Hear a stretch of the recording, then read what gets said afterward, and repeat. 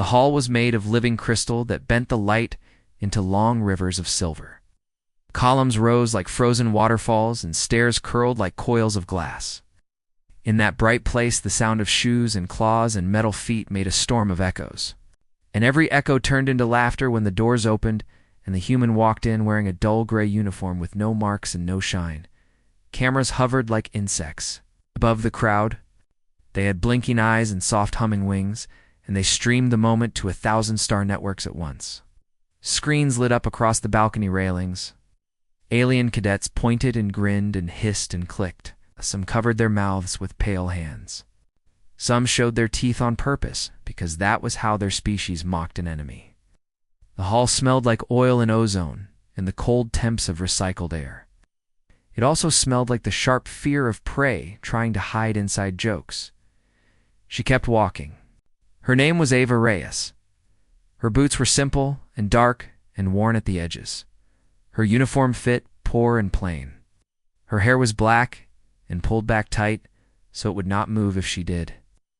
She had a small scar at the corner of her mouth that looked like the end of a line drawn by a shaking hand. She did not try to hide it. She did not try to smile. She did not try to look strong. She just walked like a person who knew the floor would hold. Earth, a Deathworld species. "This must be a joke," someone whispered, and the whisper jumped from mouth to mouth until it sounded like a prayer, said Wrong. "Humans are fragile," long-necked avian cadet said to his group. "They break in gravity. They break in fire. They break in vacuum. Look at her thin bones."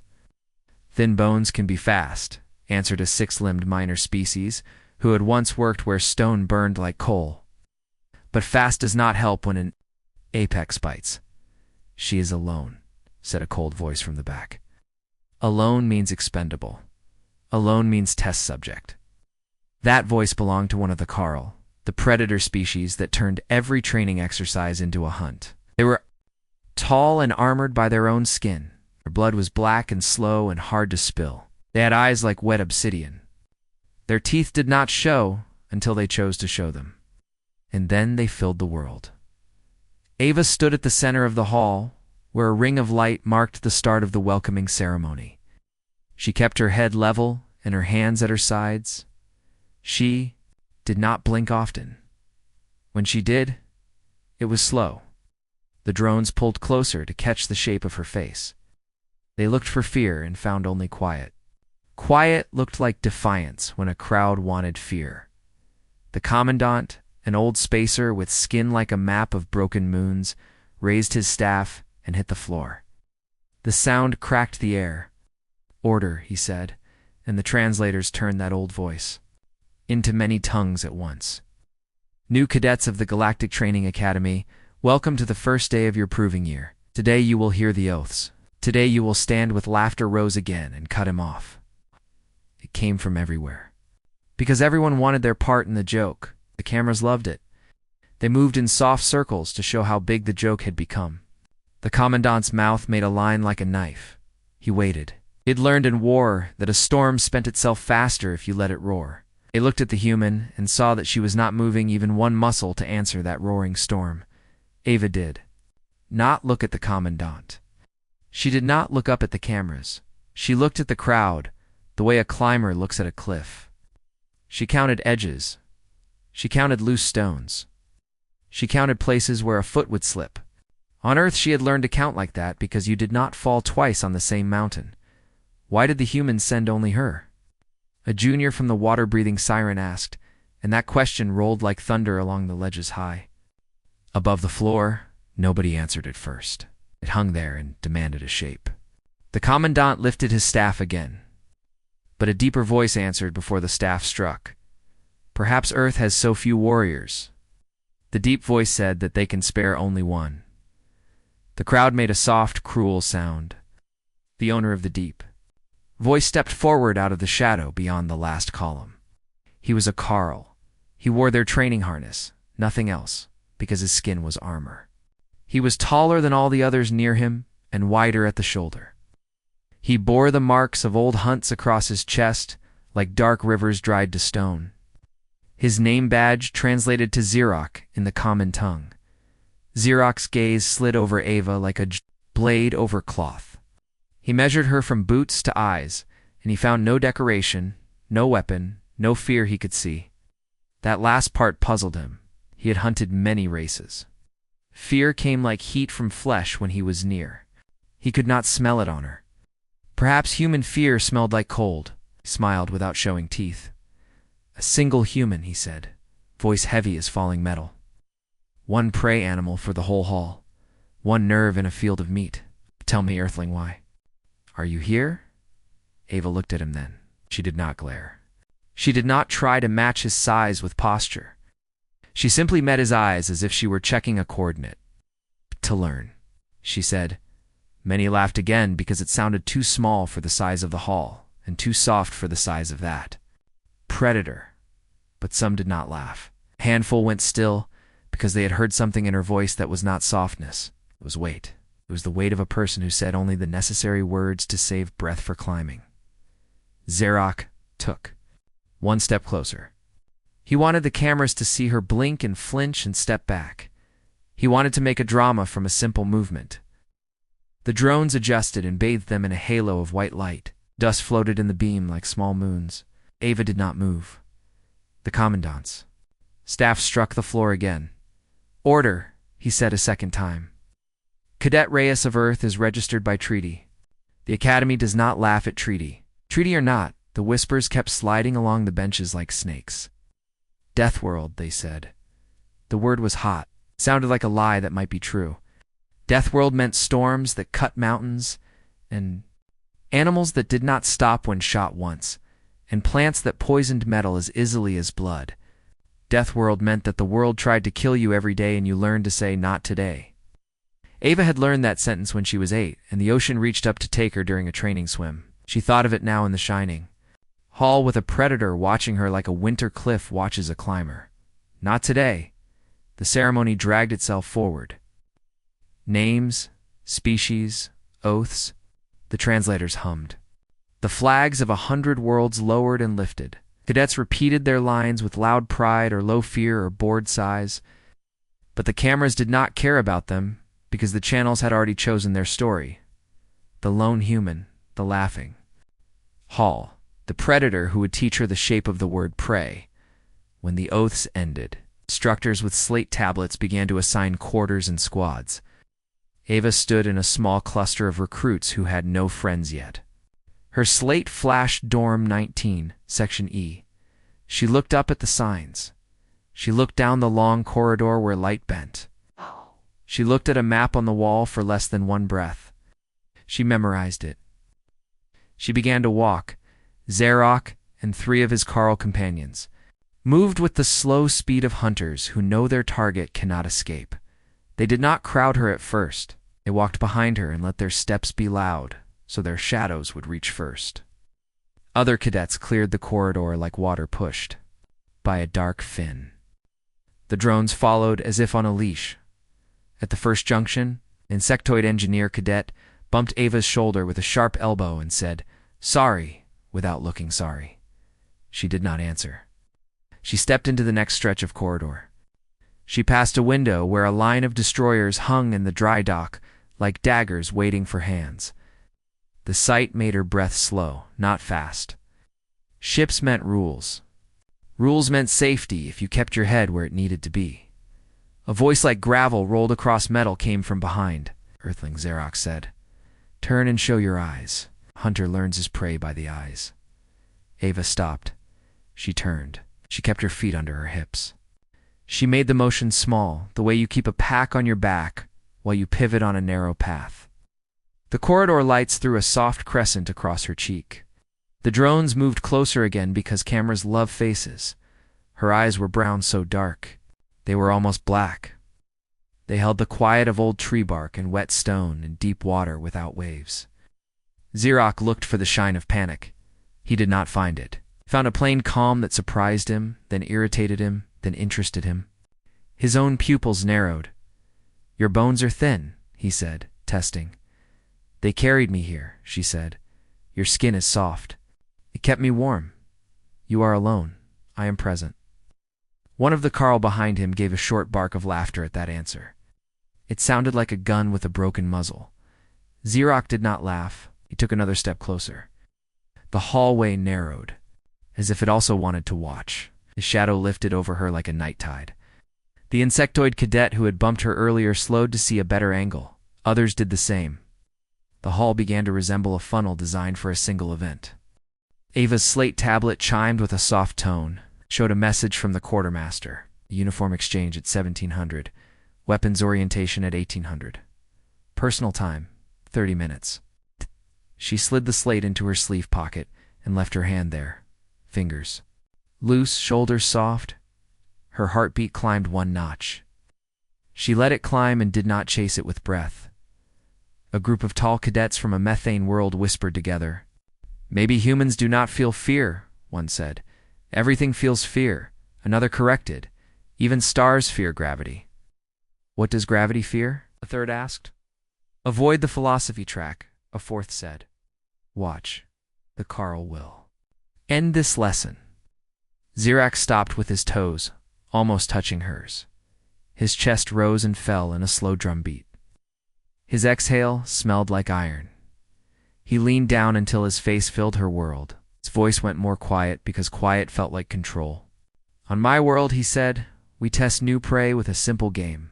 We place our teeth near their throat. If they run, we chase. If they scream, we end it. If they freeze, we decide. This is mercy. It saves time." He opened his mouth. He showed his teeth. They were not like knives, were like the smooth stones that the sea makes and then sharpens with more sea. He did not bite. He held them near her skin so she would see how easy it would be. The camera swayed like grass. Ava's body did not choose to run. It did not choose to freeze. It chose to stand, because that was the lesson of a Deathworld. When the wave comes, your feet go wide and your knees bend, and you accept the hit, and you stay. She could see the small chips along his teeth where something hard had hit them. She could see the thin scars at the corners of his mouth where a prey animal had once fought and left marks. She could hear her own breath and the low noise of the shipyard. Beyond the window and the insectoid, cadets chitter. She could also remember. She remembered a training day when the sky over her home. Coast turned green and the wind changed smell, and the river left its bed and climbed the street like an animal. Her drill leader had said, "We do not outshout storms, we outstand them." They had linked arms and braced their feet and let the water hit and push and pull, and they had stayed. After the water passed, they had taken one step forward because that was their rule. Xerox's breath touched her skin. She did not shiver. She did not blink. She said one sentence calm and low, so only the predator and the nearest watchers and the closest cameras would catch it. "I do not run." Something moved behind Xerox. One of his companions shifted. His weight because he felt a small ripple inside the air that did not belong to fear. The ripple belonged to choice. He did not know whose choice yet. "Then freeze," Xerox said, and the word sounded like a verdict. Ava's face did not change. Her throat did not lift or sink, but her eyes moved by the smallest degree to the left to mark an exit that the camera could not see, and by the smallest degree to the right to mark the position of the predator's left hand, and by the smallest degree down to mark the angle of her own feet. Then they moved back to his. "Decide," she said. The insectoid cadet drew in a long breath the way a swimmer does before a dive. A tall avian scratched a nervous line into the wall with the point of his beak and then stopped when he saw the commandant's patrol drone slip into view at the far end of the corridor. The drone did not make a sound. It watched and recorded and did not interfere. The Academy believed in lessons you could not teach with lectures, and it believed those lessons required witnesses. Xerox lowered his head one more inch. The tips of his teeth clicked together softly. It was the sound a lock makes when a key goes halfway in. Then, as if the lock found the wrong key uninteresting, his mouth closed. "Not pray," he said, voice almost bored now. But the boredom was a mask he put on because the cameras watched, and the Carl did not show confusion in public. Not yet. The crowd made a sound that was part groan and part relief and part disappointment. The drones drifted back, frustrated at the lack of blood or tears. The insectoid cadet's shoulders dropped as if he had been holding a weight for her and could finally let it go. The avian scratched again, softer this time.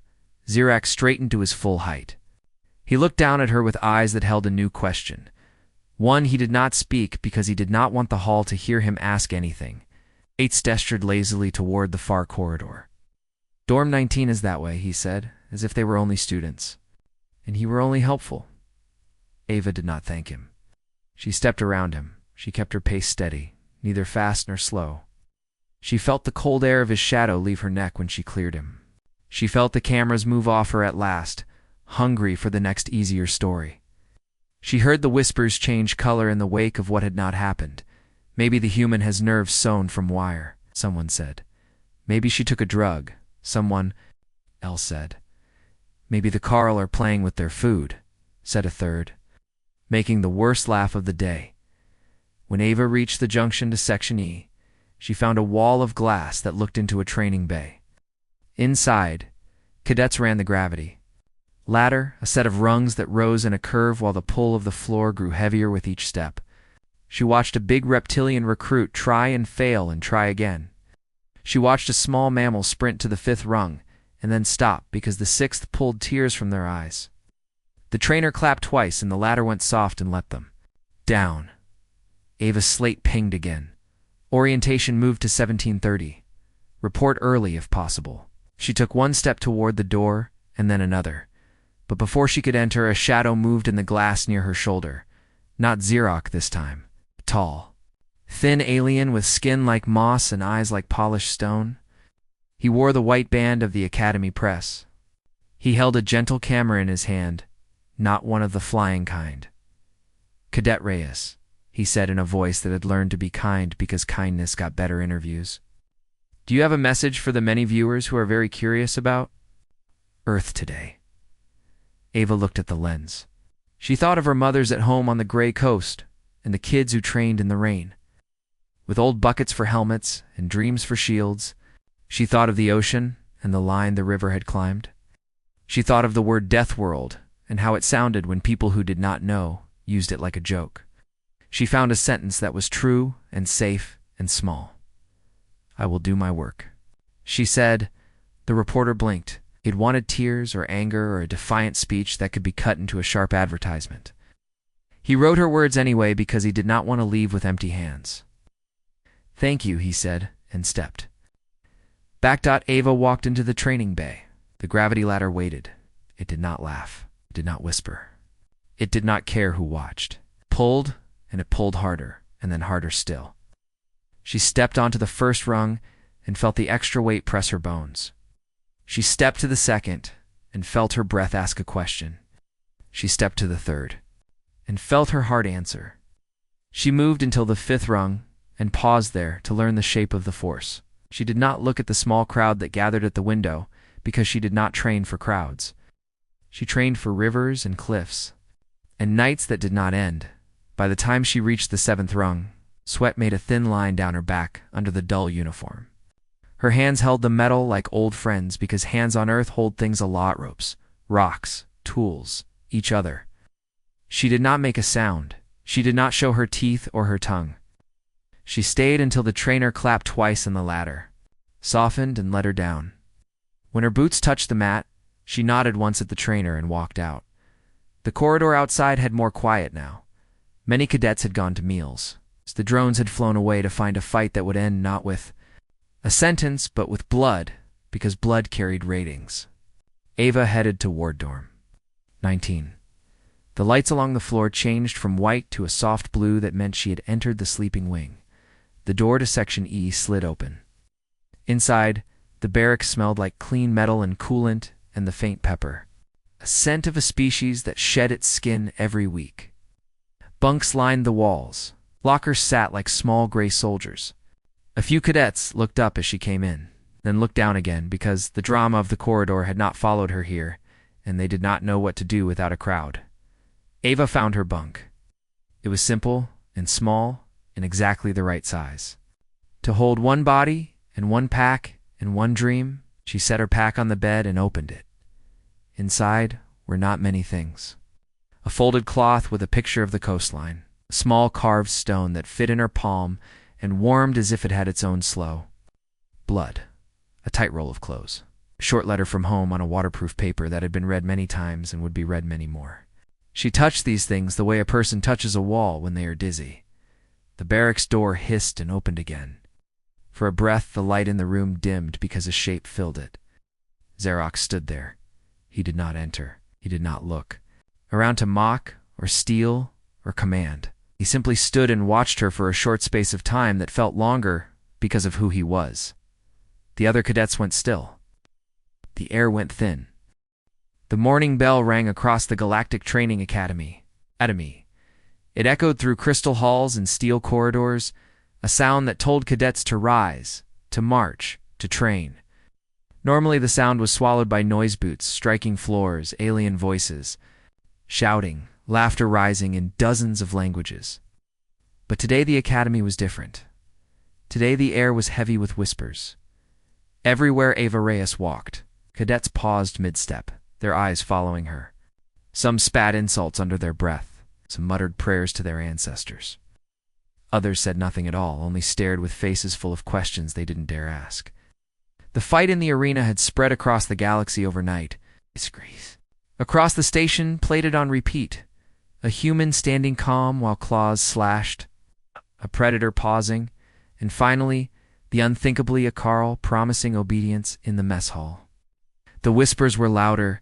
She moved like she could see the strike before it came. No. I heard her species can smell fear. Maybe she smelled the Carls. Impossible. Humans are soft. She must have cheated. No prey can face a predator. Yet none of them had answers for the one fact no one could erase. Sarek had not denied his vow.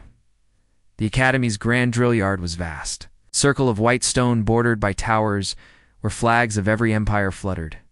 Hundreds of cadets were assembled, ranks stretching across the sand like an army waiting for orders. Instructors stood at the edges with steel staves. Drones hovered above, lights blinking. Today was supposed to be routine combat drills. Today, however, the entire galaxy's attention was fixed on one question: would the Predator truly kneel? The Commandant stood on the raised platform in the center. His staff gleamed in the sunlight. His voice carried across the yard. Cadets, you have trained, you have fought, and you have mocked. Today you will see the truth of vows. Step forward. Xerox of the Carl, the crowd murmured. The ground shook as Xerox walked into the circle. His shadow fell long across the stone. His teeth glistened in the light. His eyes were fire and stone. He stood tall, towering over all others, a living mountain of muscle and bone. And you, the Commandant said, turning step forward. Ava Reyes of Earth. The whispers rose again, sharp as blades. She is alone. She should die. The Predator will crush her. But Ava walked into the circle with steady steps. Her uniform was still plain, still gray. Her boots left quiet prints on the sand. Her hair was tied back tight, her scar glimmering faintly at her mouth. She looked not at the crowd, not at the drones, not even at the Commandant. She looked only at Xerox. The Commandant raised his staff. The vow was made in the arena. Today it will be tested. Carl, do you stand by your words? Xerox's chest rose. His breath rumbled like distant thunder. He turned to Ava. The crowd leaned forward. Drones zoomed close. Even the instructors seemed to hold their breath. For a long moment, nothing moved. The silence grew until even the flags above seemed to still in the air, and then Xerox did the unthinkable.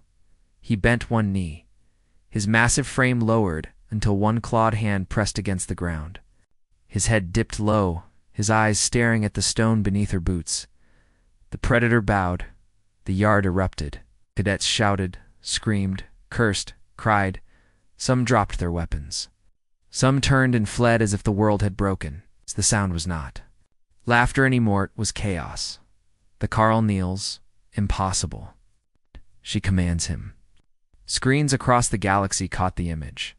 A human girl standing calm while a predator bowed before her.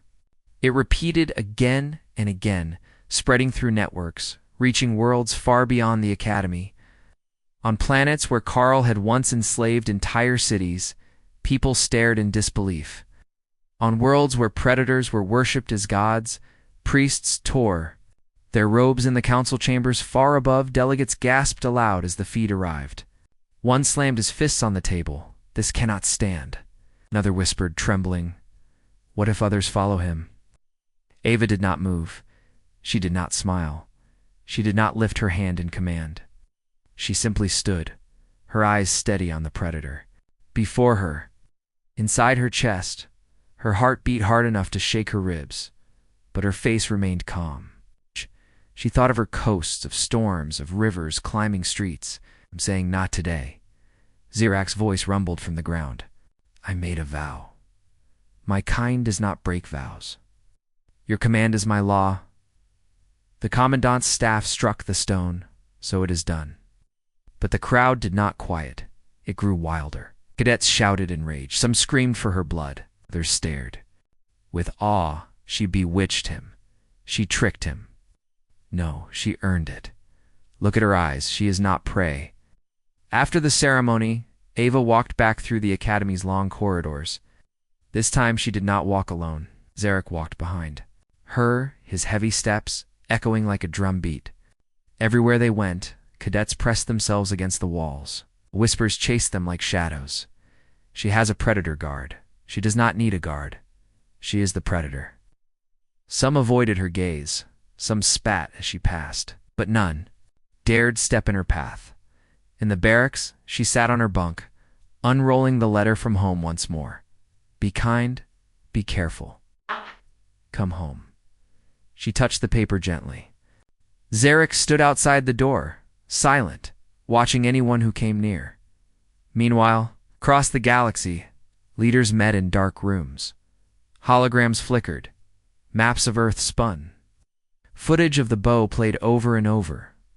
"This is no longer a cadets game," one general said. "If humans can command predators, then fleets will follow. Empires will crumble, and we must strike Earth before it spreads," another hissed. "No," the hooded elder answered. His voice was calm, ancient, heavy. "Not yet. If we strike too soon, we prove our fear. Fear makes prey dangerous. Watch them, learn them, but never laugh at them again." That night, under the dim glow of the training yard's lights, Zarok finally spoke to Ava. "You are small. You are fragile. Your bones should break. And yet, my blood knows you are dangerous." "Why?" Ava looked up at the stars. "On Earth, everything tries to kill us. We learn to stand anyway. That is why." Zarok tilted his head, his teeth glinting faintly. "Then perhaps Earth is the true predator." Ava did not answer. She simply stood in the silence, the stars burning above, while the galaxy whispered in fear of her name. By dawn, every screen in the galaxy showed the same image: a predator bowing to a human. The word spread faster than fire, faster than light. Deathworld, predator, kneel, human, in the Academy. Cadets no longer mocked. They watched in silence when Ava walked by, and the silence was heavier than any laughter. The galaxy had changed, and it had only begun. The galaxy did not sleep after the bow. All night, in the bright cities of 100 worlds, screens replayed the same scenes. Sarak, the Carl predator, bending his knee to a small human girl in gray uniform. The word spread faster than trade routes, faster than warships. A predator obeys a human. On border stations, soldiers whispered the words with nervous laughter that died too quickly. In mining colonies, workers dropped their tools to stare at the feeds, their faces pale. In palaces and war councils, leaders sat in silence as the impossible image burned into their eyes. The Academy itself trembled with the weight of those whispers. The laughter that had filled its halls only days before was gone. Now there was only silence, broken by sudden shouts, angry debates, and the scratching of pens writing reports that would change history in a great chamber on the capital world. Of the Siren Dominion, the council gathered. The room was carved from black stone that glowed faintly with bioluminescent veins. and the water-filled tanks along the walls bubbled as the guild. Siren nobles watched the screen at the center. It showed Ava standing tall while Xyrock knelt. The image froze there, a still picture that had already circled the stars. "This is unacceptable," hissed High Admiral Thress, his gills flaring with rage. "If the Carl bow to humans, then what stops our soldiers from doing the same? What happens when human fleets arrive? Ow! Our dominion will collapse." Another delegate, fins trembling, struck the stone table with a sharp hand. "Strike Earth. Now, while they are weak, before more of them arrive." "No," said a cooler voice from the shadows, belonging to Minister Solara. "Strike now, and we risk proving their strength." Already fear spreads faster than truth. If Earth is attacked too openly, the galaxy will believe humans are unstoppable. Fear is a dangerous weapon. Her words settled in the chamber like a stone. In deep water. For a long time, no one spoke. Finally, the Admiral growled. "Then we use shadows. Assassins. Sabotage.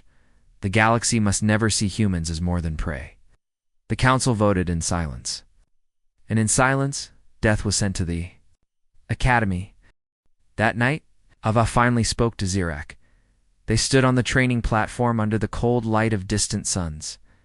"I heard a voice," she said. Xyrac's head tilted. "A voice, a human voice," she whispered, "from a place no signal should reach. It warned me. It gave me coordinates." "Forbidden space." Xyrac growled, low and dangerous. "If it is true, then shadows move faster than we thought. If it is false, then someone plays a dangerous game with you. What should I do?" Ava asked. The Predator's teeth glinted in the starlight. "Do what you always do. Stand. Do not run. When the time comes, you will know if the voice is friend or enemy." In her bunk, Ava unfolded the old letter once more. "Be kind. Be careful. Come home." She traced the words with her finger. But now, home was farther than ever, and the galaxy was closing in. Outside, Xyrac stood guard, as always, his eyes glowing faintly in the dark, and in the council's hidden chambers, fleets prepared to move. War would not wait much longer. The hidden signal had been sent. The trap was being laid. The galaxy whispered, and Ava knew one truth. Her fight was no longer inside the Academy. It was against the stars themselves. The Academy always woke to drills, to bells, to orders shouted across the yards. But on this morning, the bell never rang. Instead, the station shuddered. A low vibration rolled through the walls like the growl of something enormous outside. Lights flickered. The steady hum of engines became a harsh scream of alarms. Cadets tumbled from bunks. Instructors barked commands that no one could hear above the sirens. Drones dropped from ceilings, their lenses flashing red. And through the glass of the observation dome, the stars burned with fire. Warships hung in orbit, their hulls sharp, their cannons glowing. The galaxy had come not to test, but to strike. In the training yard, thousands of cadets assembled in chaos. Some carried weapons, others only carried fear. The sky above the yard rippled with shields as explosions cracked across the stations. Hull debris burned bright as meteors, streaking through the void. The commandant stood on the high platform, his staff raised. His old voice fought against the storm. "Hold formation." This is a drill, but his words were swallowed by the roar of enemy fire. A blast struck the outer tower, tearing stone and steel into the air. Cadets screamed. Some broke formation, running for the barracks. Others froze where they stood. Ava Reyes stood in the middle of it all. The letter from home was still in her pocket. Her boots dug into the sand. Round her, chaos surged, but she did not move. Xyrac stepped forward, his massive form towering over the panicked cadets. His teeth flashed, his growl thundered, that even he could not command the yard. The cadets were too many, too frightened, too scattered. Then a voice rose above it all. "Ava's, stand with me." She shouted. The words cut through the panic. Loud but sharp, not commanding but certain. Heads turned. Cadets froze, mid-run. The sound of alarms seemed too quiet for one heartbeat. "Do not run," she said, her voice steady. "Not today." It was the same voice she had used in the arena. The same voice she had used against Zarek. And just like then, the crowd listened. Zarek bared his teeth and repeated her words, his voice booming like thunder. "Stand with her." The predators moved first. Carl cadets formed a line at her side. Their claws dug into the sand, their eyes burned. One by one, other species joined them. Not all, not even most, but enough. A shape began to form in the chaos, a unit, a force. Ava stepped forward, shields up, weapons ready. "Hold the line." For the first time that day, the yard stopped being prey. The outer gates burst open.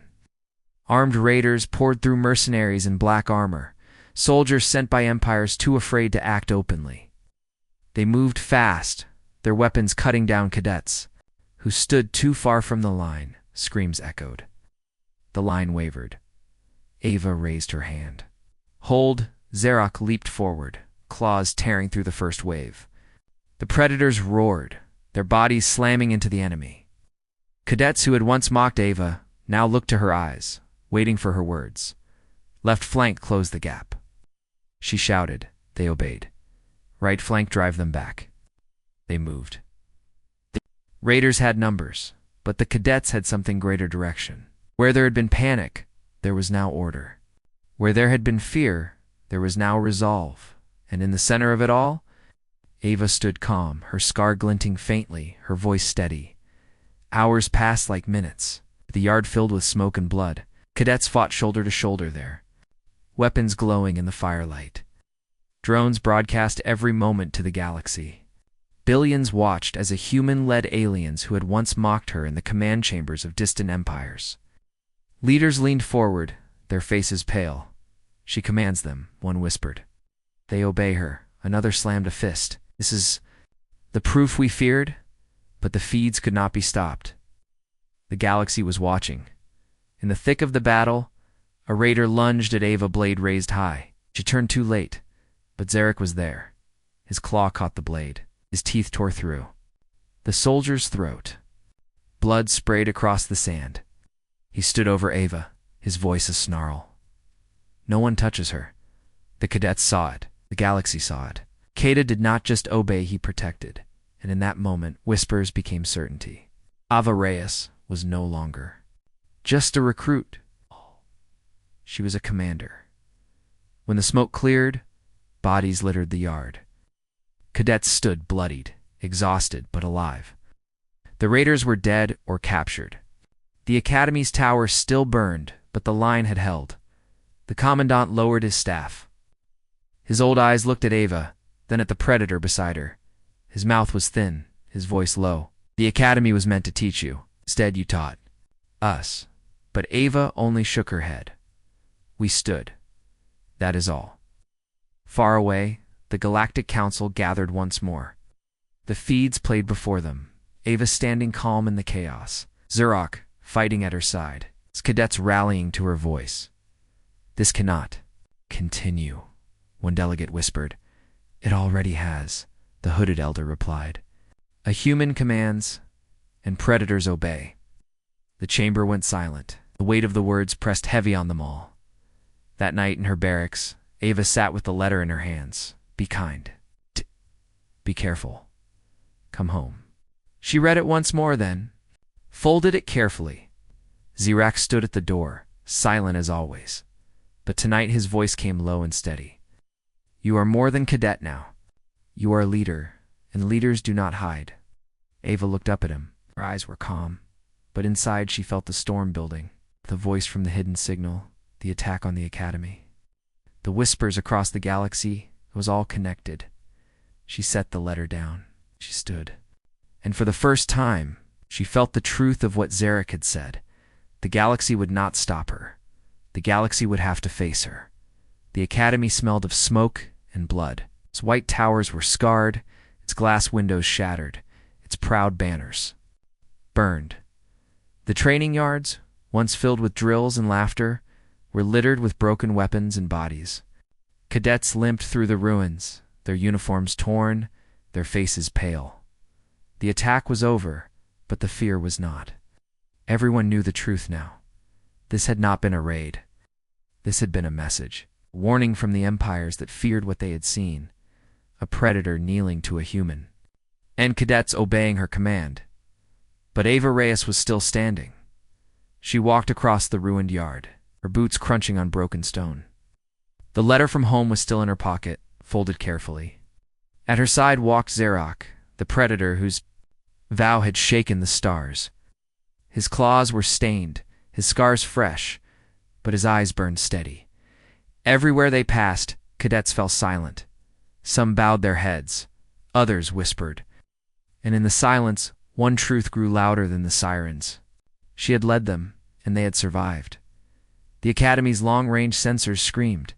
Red lights blazed across the command tower. Officers scrambled over consoles. Holograms filled the air, showing ships dropping out of warp one after another, filling the void around the station. Not raiders this time, not mercenaries. War fleets. Entire empires. From the observation dome, Ava saw them arrive, vast cruisers with hulls black as night. Destroyers shaped like blades, carriers spilling. Fighter craft like swarms of insects. Their cannons glowed as they locked on the wounded Academy. The cadets panicked again. We cannot fight that. They're too many.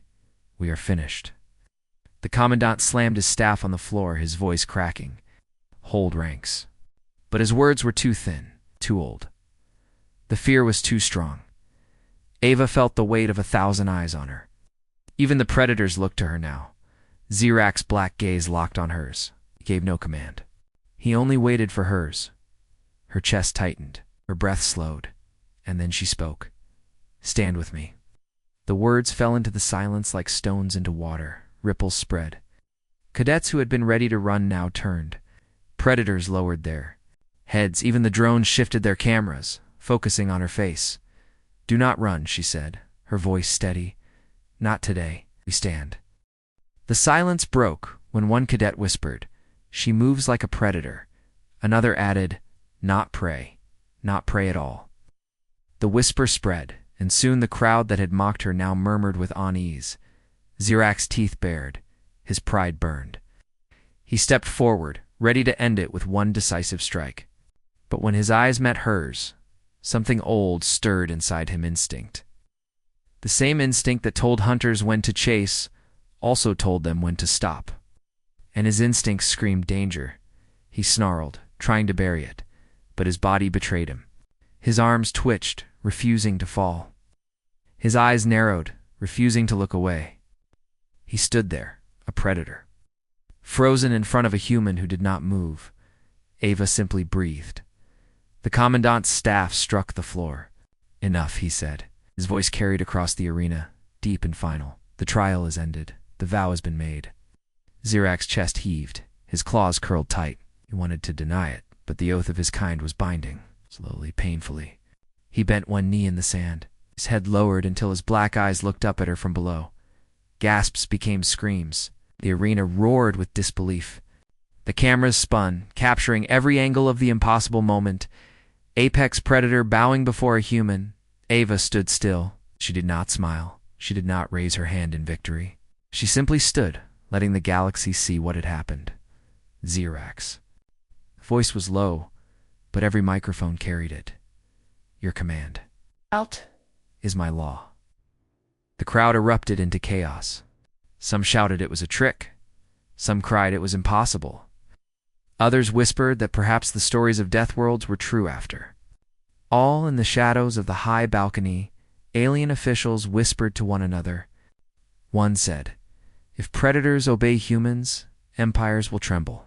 Another answered, Then Earth must be watched or destroyed. Ava walked from the arena as quietly as she had entered the hall the day before. Behind her, Xerox rose to his full height and followed, his eyes no longer mocking, but measuring. The galaxy had seen. The story had begun.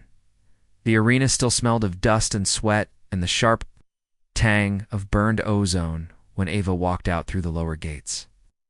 The crowd above was still howling, still arguing, still replaying the moment on their personal screens. The moment when a predator bowed to a human. She did not look back. She did not slow her steps. Xerox, the Carl Apex warrior, walked behind her in silence, his claws leaving heavy marks in the stone floor. The halls of the academy, usually full of shouts and chatter, were different now. Wherever she passed, voices dropped, heads turned. Cadets whispered with wide eyes and quick gestures.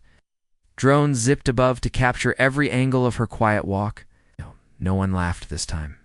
The sound that filled the corridors was something else entirely, fear mixed with curiosity. In a crowded dining hall 3 levels above, hundreds of cadets sat over trays of food that steamed and smoked and smelled of 100 different worlds. Screens on the walls replayed the fight in the arena on endless loops. Each time Xerox's claws slashed, each time Ava moved, each time she stood calm, the room went silent. And when the predator finally knelt, the silence broke into chaos. They doctored the footage, one cadet muttered, his mandibles clicking nervously. No human could dodge a Carl. I was there, said another, slamming his fist on the table. I saw it with my own eyes. She didn't even flinch. It was Luck, hissed a siren with gills fluttering along her neck. Luck runs. Out. Next time, she dies. Luck? A reptilian cadet snapped back. Then why did Xerox bow? The Carl don't bow to Luck. They smelled truth. They smelled a predator in her. That last sentence spread like fire. She smelled like a predator. The words echoed down corridors, across mess halls, into barracks and training rooms. Soon they reached the ears of those who had power, the instructors, the commanders, and the silent observers from the galactic empires watching through. Hidden feeds. The question burned across the station. What kind of world makes humans? In the observation tower high above the Academy's training fields, 2 instructors stood before a holographic globe of Earth. The globe spun slowly, showing oceans, mountains, deserts, and storms. Lightning flared across one continent. They call it a Deathworld, said Instructor Varric, his voice low, his insectoid legs clattering on the metal floor. Gravity heavier than most worlds, atmosphere thick and unstable. Seasons that shift. Without warning, animals that hunt in packs. It's poison in the plants, predators in the rivers, even the weather kills. And yet, answered Instructor Navarra, a tall avian with feathers black as night, they thrive. They do not die young. They multiply. They build cities. They leave their world and walk among the stars. It makes no sense. Fragile bones, soft skin, and yet she stood against a Carl. Varric tapped the hologram. The galaxy always feared death worlds. That is why they are left alone. But now, a human is here, and predators kneel. Navarra's feathers shivered, and the galaxy has a new problem. While the whispers grew louder, Ava sat in the barracks with her pack open on the bunk. The carved stone from home sat in her hand. She rubbed her thumb across its smooth surface, steady, slow, the way she had done on long nights when storms shook her coasts and the walls rattled like drums. Round her, cadets stole glances and then quickly looked away. One braver than the rest, a thin insectoid cadet with copper-colored carapace, finally asked, "What is Earth really like?" Ava looked up. Her eyes were dark and calm. "It is alive," she said. The cadet tilted his head. "All worlds are alive." "Not like Earth," Ava answered. She placed the stone back in her pack. "On Earth, the air tests you, the ground moves under your feet, the sea tries to take you every day. The beasts, they do not run when you chase them. They turn and fight, and if you do not fight back, you die." The barracks went quiet. The insectoid cadets swallowed hard and did not ask again. Far beyond the Academy, in the chambers of the Galactic Council, delegates gathered in a circle of light. Their voices overlapped in panic. Screens above their heads played the same footage. The galaxy had seen Xerox kneeling. "This is dangerous," growled one delegate, a scaled creature with eyes that glowed. "If predators obey humans, entire armies could fall." "Perhaps it was a trick," said another. "No," said the oldest among them, his face hidden beneath a hood. I have studied the Carl for centuries. They bow only to one thing, true strength. If the human earned it, then she carries something we cannot measure. And if Earth breeds more like her— Silence. Every delegate thought the same word, but none wanted to speak it. Extinction.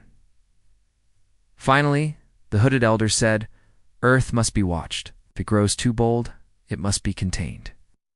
That night, Ava walked alone through the Academy's training yards.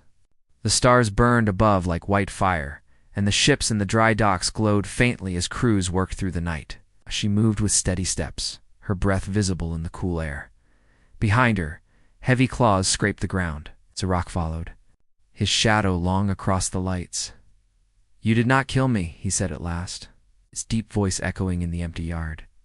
You did not kill me, Ava answered without turning. He growled softly, a sound of confusion rather than anger. Why do you not fear me? All others do. Ava stopped and looked back at him. On Earth, fear is wasted breath. We save our breath for climbing, for running, for fighting. Fear does not keep you alive. Choices do. Dark stared at her for a long moment. Then, for the first time, his head tilted in something like respect. Perhaps I was wrong. Perhaps you were not prey. She turned away and kept walking. Perhaps you were. By morning, the Academy buzzed like a hive struck by fire. Everywhere Ava went, whispers followed. Deathworld, predator, human, dangerous. Some cadets gave her wide space in the halls. Others glared with quiet hatred. A few stared with something worse, fearful respect. In the mess hall, screens showed maps of Earth with warnings: unstable climate, predatory fauna, hostile biosphere. Students pointed and argued. She cannot survive without weapons, one said. She survived her whole life there, another replied. Instructors took notes. Officials filed reports. Spies hidden among the staff sent encrypted messages to distant empires. The galaxy was learning what Earth was, and the more it learned, the less it laughed. In her barracks, Ava read the old letter from home again by dim light. The words were the same. Be kind. Be careful. Come home. She folded it and placed it back in her pack. Outside her door, Zarok stood guard silently, as if his vow bound him even in sleep. Across the galaxy, billions watched her face. On screens, they whispered of Earth, the death world that had sent only one recruit, one girl. And already the stars trembled at her shadow, and in the highest chamber of the Galactic Council, the hooded elder spoke once more. If one human can command a predator, what happens when more arrive? The questions spread like fire, and no one could answer. The fleets outside opened fire. Beams of light and fire slammed into the Academy's shields. The glass walls shook. Stone towers cracked. Sirens wailed louder. Ava raised her voice. Shields forward. All cadets to the batteries. Predators. Hold the gates. The yard exploded into motion, but this time not in panic. This time in order. Cadets ran 4 stations, hands flying over weapon controls. Shields flared blue as energy poured into them. Cannons roared, answering the enemy fire. The station trembled under the first volley. But it did not fall. High above, in the command chamber of the enemy flagship, the Dominion admiral sneered at the view. Pathetic. Wounded Academy cannot stand against us. But even as he spoke, a junior officer gasped. Admiral, new signatures, dozens of them. No hundreds. The stars shifted, space rippled, and then it tore open. Ships emerged. Not alien, not Dominion. Human, at first they looked small, compared to the great fleet's sleek black hulls. Sharp angles, faint blue lights. But then more came. Dozens. Hundreds. They poured into the system like a tide. And at their center, a shape that dwarfed them, all a colossal warship, its hull scarred with ancient battles, its guns burning with white fire. Earth's fleet had arrived. Every drone, every screen, every broadcast turned to the new arrivals. Billions across the galaxy watched in silence as the human fleet spread across the stars. Their formation perfect, their engines glowing like fireflies in the dark. On worlds that had mocked Earth, the laughter died. On worlds that had feared Earth, the fear grew sharper. And in the council chamber, the hooded elder whispered the words none wanted to hear. Humanity has shown its shadow. Inside the academy, cadets gasped as the first human transmissions cut through the static. Calm voices, steady and sharp. Academy. Cadets, hold your ground. Earth stands with you. Xerox growled, his teeth flashing. Your kind hides in shadows well. Ava shook her head, her eyes locked on the massive flagship outside. Not hiding, waiting. The enemy fleets opened fire again, but this time, the shots never reached the academy. Human ships intercepted, their cannons spitting white light. Alien cruisers shattered under the barrage. Carriers split apart, spilling fire into the void. The cadets cheered, their fear breaking into awe. Drones captured every moment, feeding it to the galaxy. As the battle raged, Xerox lowered his head to Ava once more. His voice was heavy, his vow deeper. You command predators, command cadets. Now your kind commands the stars. Tell me, human are you prey, or are you Deathworld? Ava met his black eyes. We are both, but we are never prey. Xerox bowed lower. Around him, more predators followed. One by one, claws touched the ground, teeth bared, not in threat, but in oath. The Academy's predators knelt to a human, and the galaxy watched. The Dominion Admiral shouted in rage, but his words were drowned by the roar of human cannons. Colossal flagship at the center of Earth's fleet moved forward, its guns glowing brighter and brighter until the void itself seemed to burn. One shot. A beam of white fire cut across the dark. The Dominion flagship split apart, its explosion lighting the stars. The rest of the enemy fleet broke, retreating into warp, their pride shattered. Silence followed. The Academy hung in the quiet dark, smoke still rising from its towers, but it was alive. And above it, the human fleet glowed like a shadow of war. In the barracks that night, Ava unfolded the letter from home once more. Be kind. Be careful. Come home. She smiled faintly. For the first time, she believed she might not return the same as when she had left. Xerox stood at the door, silent, watching the stars. The Academy was safe for now. But the galaxy had seen. The whispers had grown into certainty. A human had commanded predators. Human had led cadets. And when the galaxy struck, Earth had answered with fire across the stars. Billions replayed the moment again and against Arik, bowing, cadets standing, Earth's fleet tearing through empires. The word spread faster than light. Mock humans, and you kneel. Strike humans, and you burn. The galaxy would never laugh at Earth again. And in the silence of her bunk, Ava whispered the same words she had carried since childhood. Words older than war, older than fleets, older than fear. Not today. Ava looked up. Their eyes met. It was not the corridor now. It was not a camera game or a public lesson. It was a small room where people slept and dreamed of what they wanted. She did not speak. She did not look away. She waited. Xerox broke. The quiet with a low sound that might have been a snort or the memory of one. He turned his head to the side and showed the faintest profile, which for a Carl was the same as showing a palm. It was not a greeting, it was not respect, it was not surrender, it was a mark. A way to say that something had been seen and was, not yet understood, and that the work of understanding had begun. He left. The door closed. The barracks breathed again. Voices climbed back to normal. Someone laughed too loud. The way people laugh when they are frightened and want to prove they are not. Someone else whispered. She did not flinch. Ava sat on her bunk and took the letter from her pack and unfolded it. The paper crackled softly. The words were simple and warm and written by a hand that had pulled nets from gray water and pushed children out of flood and held another hand in a hospital night. We are proud of you. Be kind. Be careful. Come home. She folded the letter and put it back. She washed her face at the basin. She looked at herself in the small mirror. She could still smell Xerox iron breath as a shadow of a taste in the back of her mouth.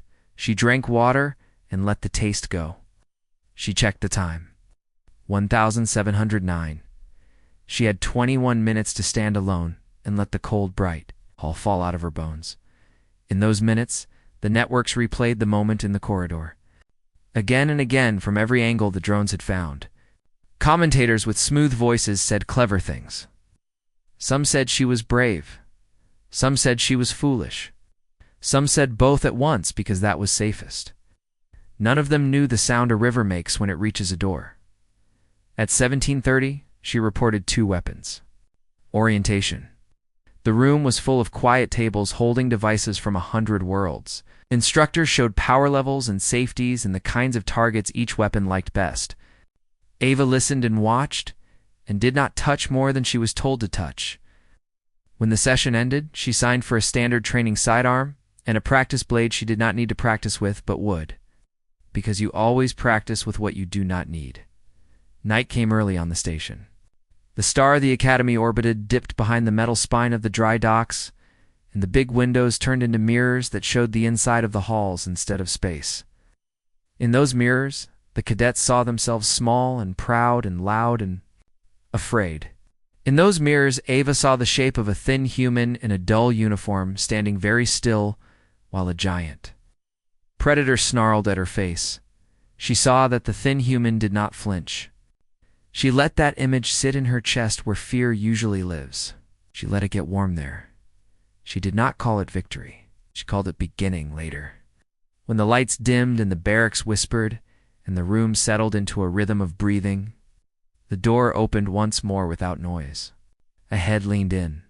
Teeth caught the dim light. A shape crossed the room to stand near her bunk. No cameras now. No crowd. Just the soft beat of the air system and the far-off song of a ship cooling in its dock.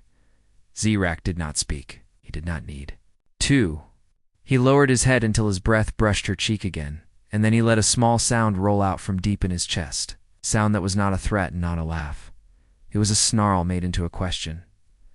Ava opened her eyes. The dim light. Found them. She did not move her head. She moved only her gaze up to his. She did not speak either. She let her face be the answer. The sound in his chest changed in the smallest way. Something old and hard inside it turned and looked at something new. He straightened and went away.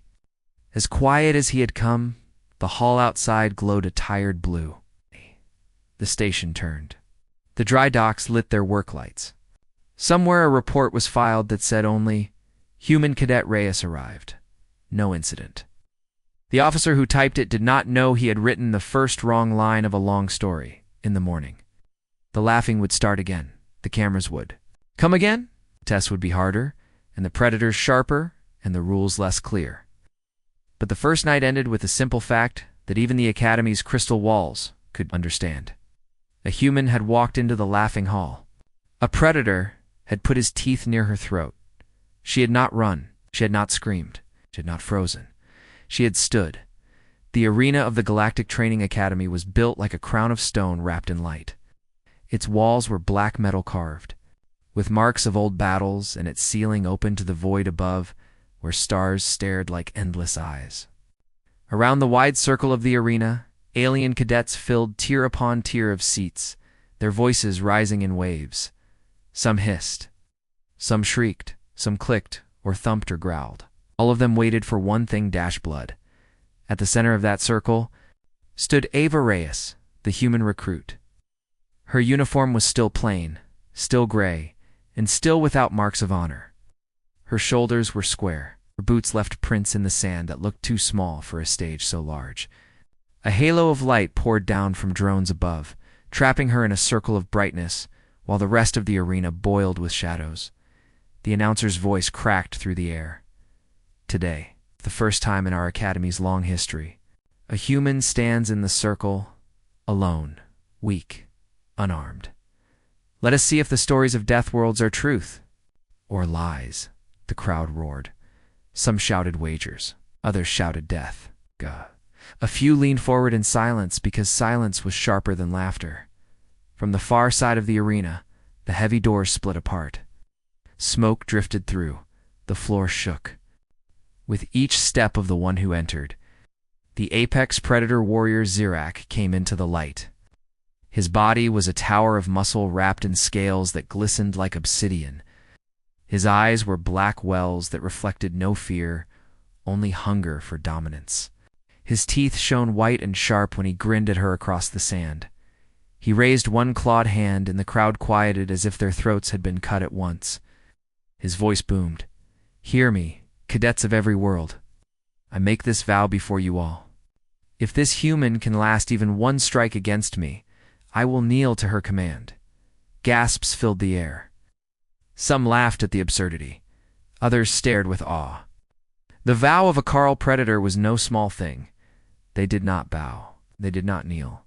They only obeyed strength. Ava stood still. The words washed over her. The roar of the crowd pressed at her ears.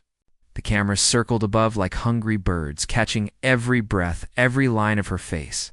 She did not raise her hands. She did not prepare a fighting stance. She simply looked at Zirak, and that was enough for whispers to run through the seats. Commandant lifted his staff. "Begin." The moment the staff hit the ground, Zirak moved. He moved faster than many cadets had ever seen. His claws blurred through the air. The shadow swallowed her whole. He aimed for her chest. Where a single blow would tear open flesh and bone, gasps rose like thunder. But Ava was no longer there. She had stepped aside at the exact second the blow landed. The sand cracked where his strike hit, sending dust into the air. Her boots slid one step back, balanced, her breath steady. She had not run. She had not panicked. She had simply read the strike before it came, like reading the tilt of a wave before it broke. The crowd screamed. Some shouted it was luck. Others shouted it was skill. Zirak narrowed his eyes. He lunged again, his claws slicing low this time, aiming to sweep her legs. Ava bent at the waist, her body folding like she had trained against storm winds. And she rolled across the sand, springing to her feet before the dust settled. Her scarred hand brushed the ground once, and then she stood tall again. The crowd went mad.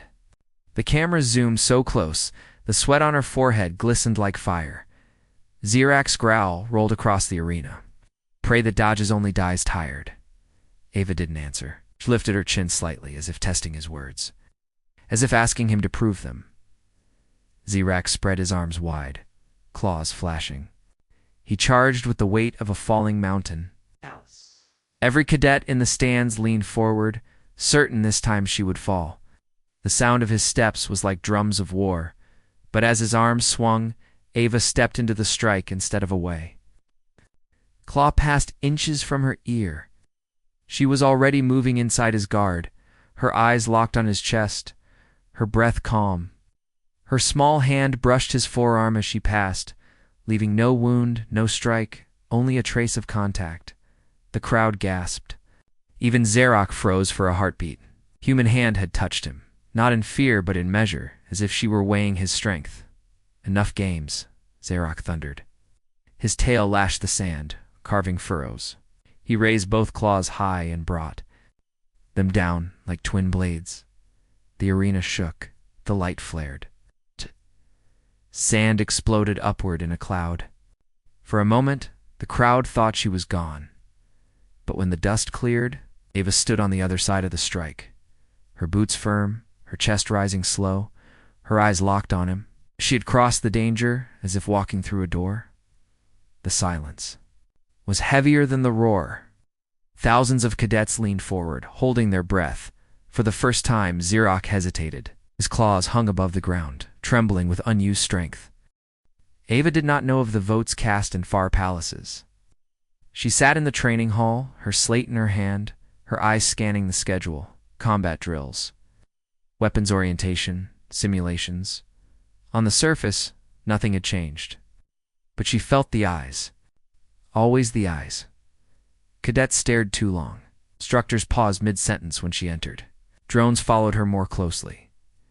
Zirak walked beside her now as if it were natural, his heavy steps shaking the floor. Spoke little, but his presence was a wall between her and the stairs. That night, as she returned to her barracks, a shadow moved in the hall. A cadet stepped forward, a tall avian with sharp feathers glinting under the lights. His beak clicked once. His eyes were cold. "You shame us all," he said. Ava said nothing. She kept walking. He moved to block her path. From the corner of her eye, she saw the glint of a blade hidden beneath his wing. Before he could strike, a low growl shook the corridor. Zarak stepped from the shadows, his teeth bared. The cadet froze. His feathers puffed in fear, then flattened quickly. Without a word, he retreated into the dark. Ava did not thank Zarak. She only nodded once, her eyes calm, and continued to her bunk. But inside, her chest was tight. The academy was no longer training her. It was testing her survival. Word spread among the Carl. Predators who had once laughed now followed Ava with their eyes. They saw what Zarak had seen, the stillness in her stance, the calm in her face, the way she measured every step as if the floor itself were part of the fight. In the training yard, one young Carl warrior approached her. He bared his teeth, not in mockery, but in respect. "You did not flinch," he said. "Not teach me." The yard went silent. Instructors froze. Cadets stared. A predator had asked a human for teaching. Ava only answered softly, "Stand, do not run." That is the first lesson. The predator bowed his head. The whispers grew louder. On the frozen world of Thalos, where the Galactic Council gathered in secret chambers, the hooded elder spoke once more. His voice was soft, but every delegate leaned forward to hear. "The Carl do not kneel without reason. This human carries something old, something the galaxy forgot. If we let it grow, Earth will rise. If Earth rises, our empires fall. Then, what do you propose?" demanded the delegate from the Dominion. The elder's hood tilted. "Not open war, not yet. But let the Academy crush her. Let assassins test her. If she survives, then we will act." And so the order spread. Test the human until she breaks. 2 nights later, Ava lay awake in her bunk, the letter from home beside her pillow. The barracks was dark, filled with the soft breathing of cadets.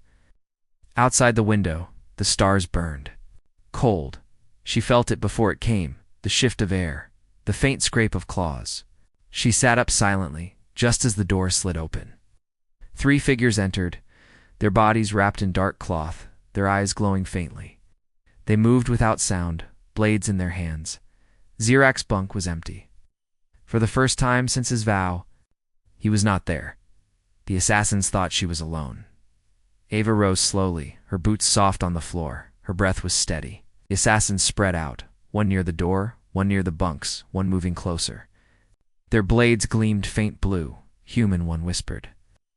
"Your story ends tonight." The first assassin lunged. Ava sidestepped, her hand catching his wrist, twisting it until the blade dropped.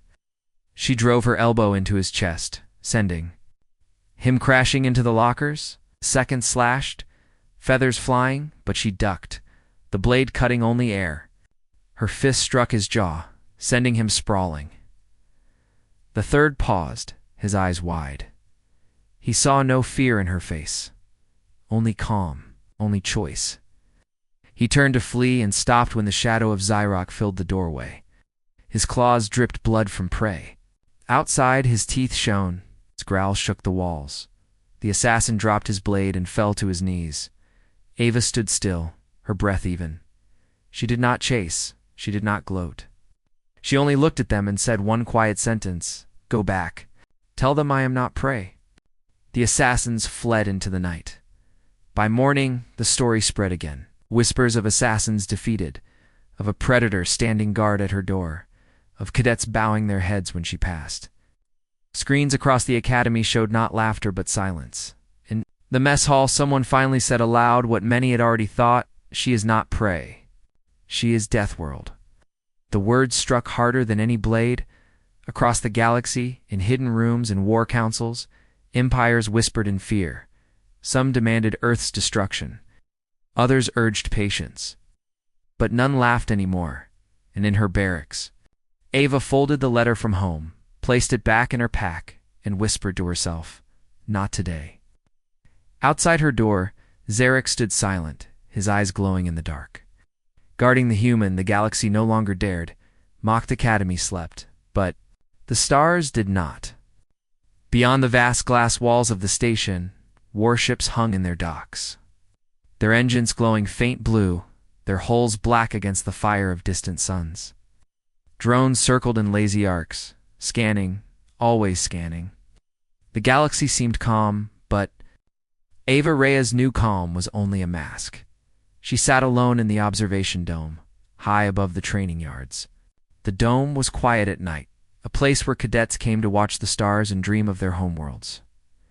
Ava was not dreaming. She sat with her slate on her lap, her scarf faint under the starlight. Her breath fogged the glass as she leaned forward. Staring at the endless dark, Zarok was not with her tonight. The Predator had been called for Carl rituals, some ceremony of blood and bone she was not allowed to see. For the first time since his vow, she was truly alone. It came without warning. Her slate flickered, the blue glow dimming, then flashing red. A voice cut through, distorted, broken, but unmistakably human. Ava Reyes. If you hear this, run. Heart froze. The voice was male, deep, rough with static. The accent was Earth, no doubt. But Earth had no channels here, no open networks. The Academy's communication was sealed, monitored by the Council. The signal hissed, cracked, then returned. They know what you are. They know what he is. They will not let you live. This is bigger than the Academy, bigger than Earth. Do not trust them. Do not trust the message. Cut off. The slate went black. Ava stared at it, her chest tight. She tapped the screen, but nothing answered. The system showed no record of any call. The Academy's walls hummed with silence. And yet she knew what she had heard. A human voice, reaching her from a place no human should be. The next morning, Ava trained in the gravity yard. She climbed the ladder as the pull increased, step after step, until her arms trembled and sweat poured from her forehead. Cadets watched her, some with awe, some with hate, but all silent. When she finished, Zarek was waiting. His black eyes studied her face. Something troubles you, he rumbled. Ava wiped her forehead. Do you believe in ghosts? Zarek tilted his head. Ghosts do not scare Carl. The living do. Then what about voices from the dark? She asked. He growled softly. Tell me. But she did not. Not yet. The voice was hers to carry until she understood it. Far away. In the spire of the Dominion capital, the High Admiral stood before. A council of generals. Screens glowed with footage of Ava, her calm face, Zarek kneeling. The bow she spreads, the Admiral hissed. Already cadets whisper her name like a weapon. Already predators lower their heads. If she leaves this academy alive, Earth will rise. We must strike now. A general raised a claw. The council forbids open war. Then we do not wage open war, the Admiral replied. We wage shadows. Break the human before the galaxy. Bows to her. And so fleets shifted quietly. Agents moved in secret. War was coming, but not the kind the galaxy had prepared for. That night, Zarok returned from his ritual. His chest bore fresh scars painted with black ash. He sat across from Ava in the barracks, the fire of the stars shining in his eyes. My kind smelled something tonight, he said. Not blood, not flesh, fear. The Empires fear you. Ava kept her face calm, but her heart beat faster. She remembered the voice. They know what you are. They will not let you live. Why do they fear me? She asked softly. Because you stood when others would run, Zarek said. Because you made me bow, and because the galaxy bows only to strength. They fear you are stronger than all of them. Later, when the barracks were dark and cadets slept, her slate flickered again. This time, she was ready. She held it tight, her breath steady. The same voice, broken, filled the silence. Ava, they are coming. Not just for you, for Earth. For all of us. The Council has chosen the shadows. They will strike first, before humanity rises.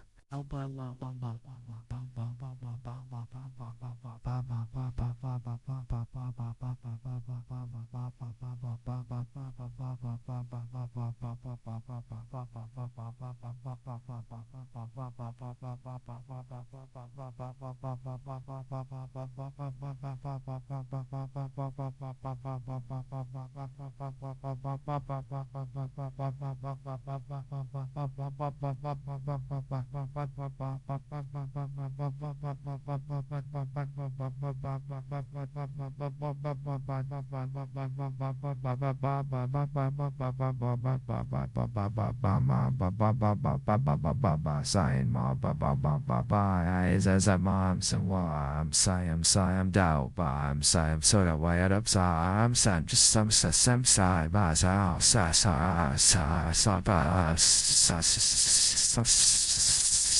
Static ripped across the sound, but then she heard it coordinates. Numbers, precise, impossible to mistake. A sector of space long abandoned, marked forbidden on every galactic chart, and then the final words. Sharp and clear. Trust only the predators. Trust no empire. We are waiting. The signal died. Ava sat in the dark, the numbers burning in her mind. She did not sleep. She could not. The stars outside seemed to lean closer, watching, waiting for her choice. By morning, the Academy buzzed. With rumors again, some said the Council was sending fleets to Earth. Others said Ava was a spy planted by her people. Some even whispered that she carried weapons hidden in her blood. In the dining hall, an instructor spoke quietly to another. If this continues, the Academy will collapse. Cadets already look to her more than us. Then we must break her, the other replied. Before she breaks the galaxy, above them the drones circled. Screens played the bow again. Always the bow. Always the predator kneeling.